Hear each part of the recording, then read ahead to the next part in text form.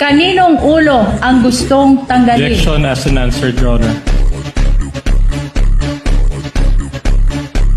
So prior to February 20, 2026, you do not have any personal knowledge of any investigation, correct? Nababasa ko lang po sa balita mga pangyayari. Which is not personal knowledge, correct? Well, yun lang po yung knowledge natin. You're a lawyer, correct? Tama po, 29 years. 29 years. Eto guys, si Director Matibag, hinahabol ng hininga. Kulang na lang tumawag na ambulansya. Mga kababayan, tuloy natin mamaya yung video ha. At bigyan natin ng konting reaction nitong post na to. Makikita rito mga babayan na si Matibag ay 29 years pa lang abogado, no? Pero bakit ganyan siya sumagot, no? Hihinga-hinga. Tapos parang hindi abogado. Oo, ayan, dinurog ng isang abogado ng defense team ni VP Sara. Nakakahiya. Tapos nababalitaan lang doon, yung napapanood, chismis lang, no? Kaso wala na, panalo na si VP Sara dito.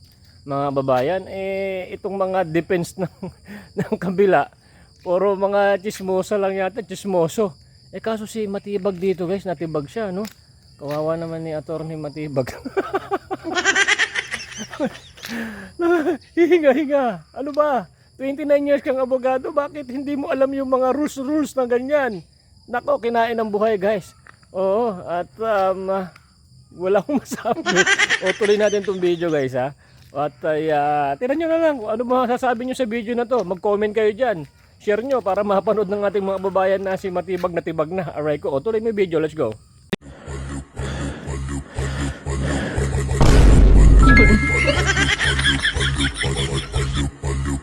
Kaninong ulo ang gustong tanggalin? Objection as unanswered, Your Honor. So prior to February 20, 2026, you do not have any personal knowledge of any investigation, correct? Nababasa ko lang po sa balita mga pangyayari. Which is not personal knowledge, correct? Well, yun lang po yung knowledge natin. You're a lawyer, correct? Tama po, 29 years. 29 years. Can you recall Rule 130, Section 22 of the Rules of Evidence? Can you refresh me, sir? Okay, I will Because you have a gladly copy. refresh you, of course. I have here a copy of Rule 130, Section 22 of the Rules of Evidence, and I'll read it. Please read with me, Director Matibag. Testimony confined to personal knowledge. A witness can testify only to those facts which he or she knows of his or her personal knowledge, that is, which are derived from his or her own perception. Will you agree with me that a witness can only testify based on his personal knowledge? Your Honor, may I comment to that? These are basic questions, Your Honor. The witness is a lawyer. He is competent enough to answer. I'm trying to look for the Filipino term for hearsay. Ano ba yung hearsay sa Tagalog? Sabi-sabi or chismis? Do you have personal knowledge of the theft incident involving Attorney Lopez's cellphone? Wala po. Wala. Do you have personal knowledge on the buffet in the House of Representatives? Wala po. Wala. Do you have personal knowledge on the person whom VP Sara talked to regarding BBM, FL, and the former speaker? Wala po, dahil Wala. siya nakipag-usap. Alright, okay. My next question is, your wife is also a member of the House of Representatives. That is correct po. And she is Representative Maria. Your Honor, with all due respect, with regards to the wife of the witness is totally irrelevant.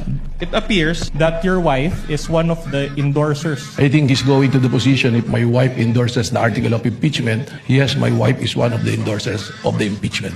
Despite that spousal relationship that you admitted, you decided to appear and testify today, correct? But the court did not issue a subpoena for you to appear today.